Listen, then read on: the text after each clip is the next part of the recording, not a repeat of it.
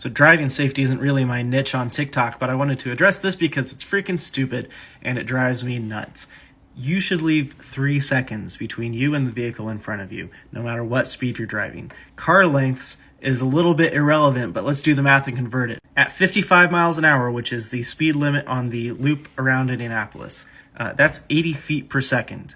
3 seconds at 80 feet per second is about 240 feet. If you drive a car that's 15 feet long, like my wife's RAV4, that's going to be 16 car lengths. Now, 6 car lengths driving at 55 miles an hour. 6 car lengths at 55 miles an hour is about 90 feet. You know how long it takes you to drive 90 feet at 55 miles an hour? It's just a little over 1 second. Now, do you think your reaction time in 1 second is going to be enough to allow you to safely avoid a stopped vehicle that crashed into the vehicle in front of them? I don't think so.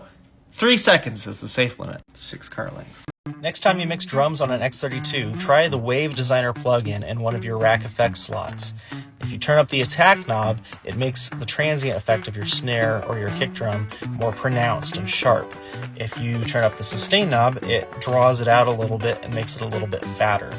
This is especially useful if you're trying to get your snare to poke out of the mix a little bit more, or if you're trying to get the kick drum to hit you in the chest a little.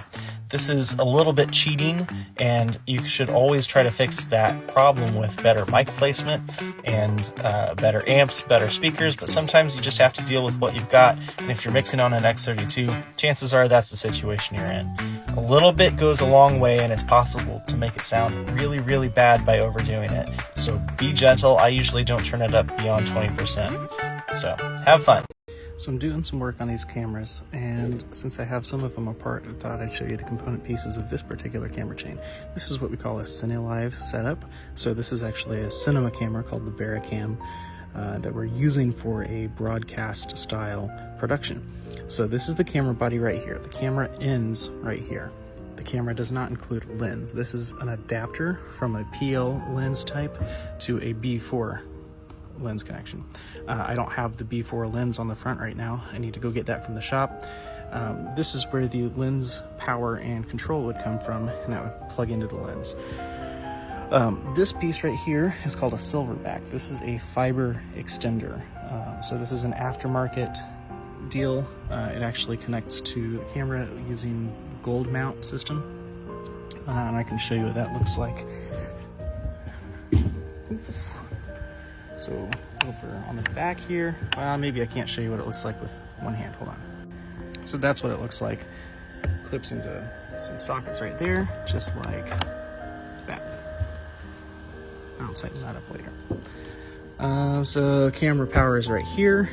The Silverback is what actually provides the power.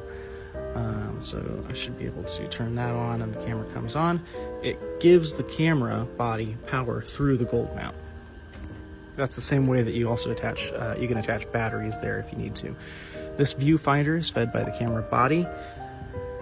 You can feed this a different return signal than what the camera is seeing.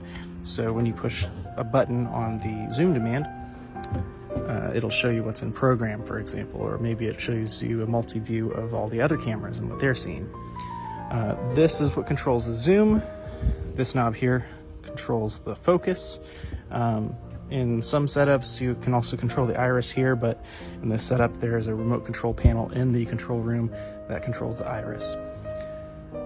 You may notice that this is a very large fluid head for a camera of this size, and that's because typically this has a massive box lens on it, and that's what I'm going to show you next. So right now we have the box lens on the ground because there's an issue with the zoom. When it zooms in, the lens is a little bit crooked and it goes off center, and it also has a hard time focusing because of that. So normally when this is attached to the tripod, we put the dovetail plate on the bottom of this, and this whole assembly is all one piece. It's all cast, whatever it is. The lens adapter attaches there. This screws into the bottom of the camera, and then the dovetail plate screws onto that, and that's what actually clicks into the tripod fluid head. This is the piece that plugs into the camera for control of the lens. This is what it looks like when it's all put together for real. Cable management is a little bit of a problem, but it kind of is what it is because it's live and it's changing. So right there we've got the box lens. There's the connection between the camera and the lens. There's There's the camera body. There's the Silverback. Up on top we have a tally light. That's actually a wireless Cerevo tally. Got the viewfinder back there. And then we've got the arms and all these sort of buttons down here. Since this is a fixed installation, you'll notice this is just a metal pole, basically, that goes through the pedestal that these are on, and it's anchored into the concrete below using hardware of some sort. You'll notice this has a crank on it. That's so you can raise this whole thing up and down a little bit. It doesn't cause any additional wobble because there are multiple sets of rollers that press against the pole from the inside and keep it straight. This is essentially what the lens looks like when you aren't using a massive box lens. And so we'll have an assembly sort of like that to use in place while the other one's being repaired.